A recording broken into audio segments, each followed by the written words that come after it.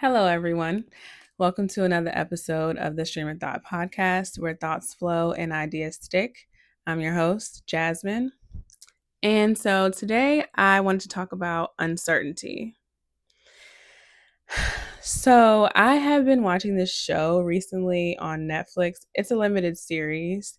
And I think limited series on Netflix are literally the best. And I don't understand why they're limited because I feel like they should definitely have a second, third season or maybe more than that. So it's a show called Unbelievable.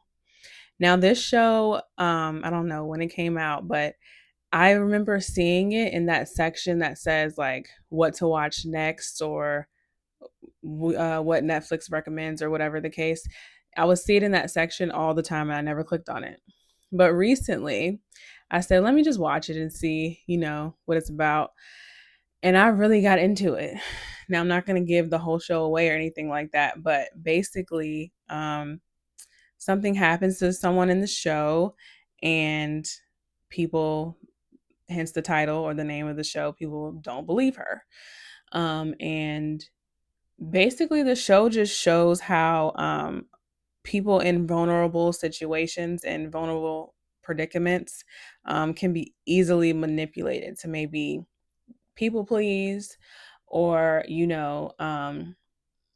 gaslighted into thinking that whatever they experienced in their life or whatever their situation is not true. So then it's like it messes with your mind a lot. And so the person in that show was very uncertain. Like the main character was very uncertain about what happened and what they should do about it. And the other people in the show were also very uncertain, um, but they were just way more in control of how they thought and how they wanted that person to think as well. So I think that that show also showed that people in vulnerable situations they really need somebody there to protect them, to guide them, to show them that, hey, the things that happen to you, you're not wrong about thinking or feeling the way that you're feeling because those are your feelings. Um, so if anybody is like trying to make you feel uncertain, then like you don't need to be talking to those people. So yeah, I think it highlighted something that was really, and it's and uncertainty honestly is something that we all experience. Like I experience it. And I know a lot of people that experience it as well. Like you can be uncertain about so many things or second guess yourself about so many things, decisions in life or whatever the case. And so it's a very real thing, even though this was not a real story or anything like that, but it's also relatable. Um, so something that I thought about as well is when you experience something more than once, your perspective can change like completely. Like I can watch something once and have different thoughts on it, like one thought, and then I watch it again and I'm like, why was I even thinking like that? Because now I'm thinking totally different. Like I have the opposite reaction to it. Um it's interesting, but also I guess a little strange, but I think it also has to do with growth. Maybe you watched something when you were younger and then you watch it again as an adult and you realize that this actually maybe it wasn't that good or maybe it was that good. Like I don't know. I don't want to say any specific shows, but it was a comedian, Drewski, who always does like, the skits and stuff like that. He did one where it was like I don't know if it was Miss Rachel. Was it Miss Rachel? And now I didn't watch Miss Rachel as a kid or anything like that. But I can imagine that it could possibly be similar to this. So basically the skit went like they did the show, you know, and then when they would go on breaks, he would do all this other like wild stuff. And It made me think like, okay, so if you're looking at these kiddie shows from that perspective, just knowing that at the end of the day, the people that are acting on these kiddie shows are also people, regular people, and they are just doing their job. And so who knows what they're like outside of their job. Um, I mean, hopefully they're not like Drewski was acting, but like you never know. So I think that it makes it more real, but also kind of laughable at the same time. But I also think that it would be even more weird. It would be even more strange, honestly, if these people who did the kiddie shows acted like that in real life. Like that is even more of a red flag because why are you doing that? Because you're a grown person. This is just a show that you're doing, but after that you should definitely go back to being a grown person. But yeah, so it just gave me a different viewpoint on just shows in general because you don't know what these people are doing in their lives and or how they're acting. um let's see what else. I will This is a side note, but I am so glad that I have a way to take notes because when I tell you my memory was just not it was just not it. I was definitely forgetting some of the points that I wanted to hit or some of the things I wanted to talk about. So this little iPad definitely comes in handy for me. But my next topic is about TMI, so too much information. Um, and this is something that I'm a bit like on the fence about, maybe a little uncertain. Is there such a thing as too much information? I don't know, because I think the more information that you get, the more informed you can be, and the better you can make an informed decision, possibly. But also at the same time, on the other side of that, maybe the simplest answer is the best answer. Maybe having less information is a way to help protect yourself. Maybe getting more information is actually going to be harmful to you or make you feel a way. So maybe you don't need that much. But the way that my mind works, and the way that I know some other people in my life mind works, like we definitely like to get all the details. I don't like to feel like it's something that I don't know about something that I feel like I should know. So I have a hard time just accepting, like, you mean a one word answer? You just gonna give me a one word answer when I feel like it's deeper than that? That's just in my mind. Like I feel like it's deeper than it has to be deeper than that. Um, and it kind of made me giggle a little bit because I was just talking to my husband about this, and it was a show. I don't remember the show. Um, but it was a show where the woman was talking to her husband and she asked him a question, and his answer was, yeah, not really. Like she asked him, did you guys talk about this or ask about this or something like that? And he was like, no, not really. And she was like, not really, like you didn't talk about it, or not really, like you talked about it but not a lot. And instantly, before she even said it, that was what I said.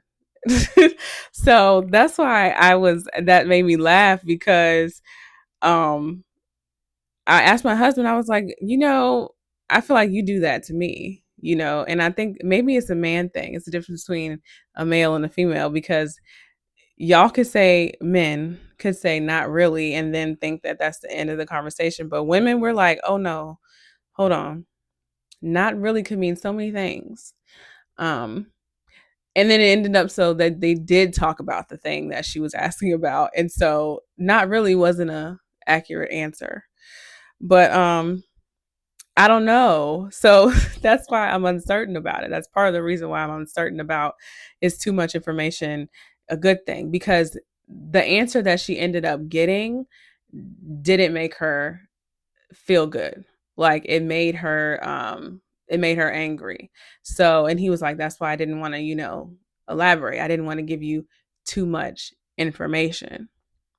So I get that. I get that, but at the same time, I don't know. I just be wanting to know. I just be wanting to know. And I think most women, we just want to know. And I think that the vagueness is what makes us wonder, because if you don't give us all the answers, then we're going to have more questions. So, so yeah, I'm on the fence about that. And I still probably will be. I think it's situational though. It depends on, it, yeah, it depends on the situation. Maybe I just need a simple answer. Maybe I don't. Um, Another thing that I thought about was, and I heard this somewhere. Somebody either said it to me or I saw it on a podcast or something. But it was that exploration is the thing you do when you don't know what you're doing. And I feel like a lot of times, and I'm just speaking from my own perspective, I don't know what I'm doing. I just be doing stuff because I feel like it's right, and well, I hope that it's right. I hope that I'm doing what I'm supposed to be doing. But sometimes, you gotta make those mistakes, and you gotta figure it out. Um, I think that's a part of adulting, and I put that here too because you know being uncertain about things, about your choices, can be so uncomfortable. They can be so uncomfortable when you don't know for sure what the end result is going to be. It can feel like, oh my gosh, like what, like, should I go left? Should I go right? Like, do I need to go straight? Do I need to just not do anything? So I think that definitely exploring and figuring it out is just a part of becoming who you should be. Um, but that takes some time to learn as well, because like I said, it can be uncomfortable, it can be scary to explore. So yeah, that is something that I have to work on every single day, and just getting out of my comfort zone. What is that saying? You have to get comfortable being uncomfortable, which is like, oof, that's heavy, and that's hard to do. Because like, how do you get comfortable being uncomfortable? But I get it. I get it. Another thing that I heard, probably on TikTok, on Instagram, something like that. I guess I should probably, I mean, I get a lot of information on those things, on those apps, so maybe I could stay on there for these purposes only, but I do feel like those social media apps can be toxic as well. Anyways, someone said your direction is more important than your speed. And I was like, that is a really good statement. That's an interesting statement, because where you're going is so much more important than how quickly you get there. As long as you're going, you're headed in the right direction. It doesn't matter how slow or quick your pace is, And so that reminded me of that saying that we used to hear as kids all the time, slow and steady wins the race, or and then that made me think about a race. Why are we in a race? Like, run your own race. I feel like I don't need to be competing with other people, because your life is not my life, and vice versa. So I think that I got to run my own race. I got to be at my own pace, and I got to get to my own destination. And however I get there, and however long it takes me to get there, it was my race. And I don't think that, I think that's the issue. That's the issue with social media, honestly, because it puts a lot of uncertainty within um, ourselves about, oh, well, this person got there before I did. Oh, well, they did this, and then it makes you compare a lot, and it makes you unsure about what you're doing. When you might be doing exactly what you're supposed to be doing, you're just not confident in it because somebody else did it faster. But you don't know their story. You don't know, maybe they didn't even do it faster. Maybe it took them a really long time, or maybe they did it quicker, but maybe they had other obstacles to get there. Who knows? But I don't think that is something to obsess over. Which, I mean, at the end of the day, these are things that sometimes, like, and that's why I said I don't want to be or like to be on social media that often, because if I feel myself doing that, then I need to just step away. Cause I don't know that woman's story. I don't know what, and her story might be wonderful, and that's great. That's good for her. That is her life. But I cannot let myself get sucked into somebody else's life like that when I got my own things that I'm doing. So yeah, your direction is more important than your speed, but it's yours though. It's your direction and it's your race. So that's something I had to tell myself all the time. And like I said in the last episode, these are my opinions. This is not gospel. This is just what I have experienced and what I think, and just my thoughts really for myself. So, um, my last thing is that I know, like in previous episodes, I'm pretty sure I've talked about patience and like how I don't have patience, which is so true. I still don't really have a lot of patience. It's probably better than what it was before, but it's a work in progress.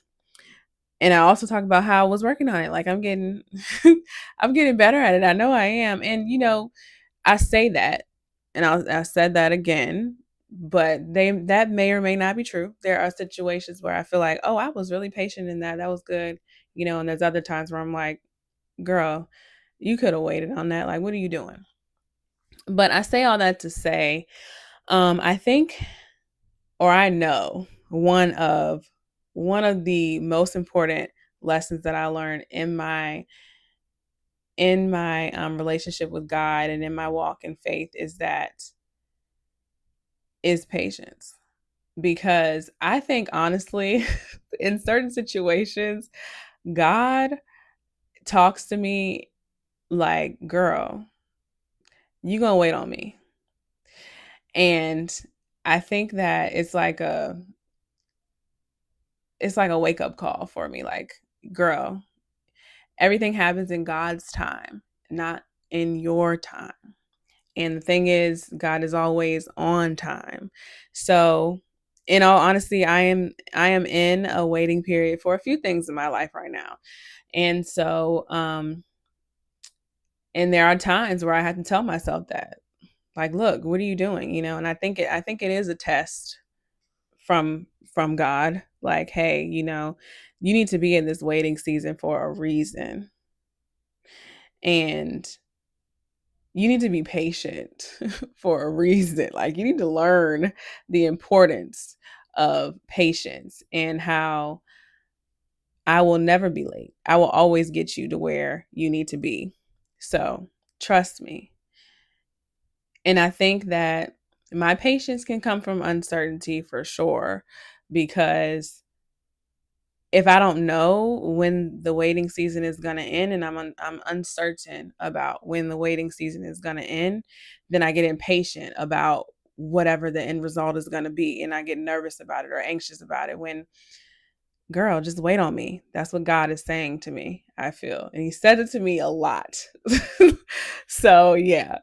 Um I just realized that my uncertainty and my waiting, they're connected for sure. So, yeah, that was it for this episode. I thank you all for listening, and I'll see you next time. Bye.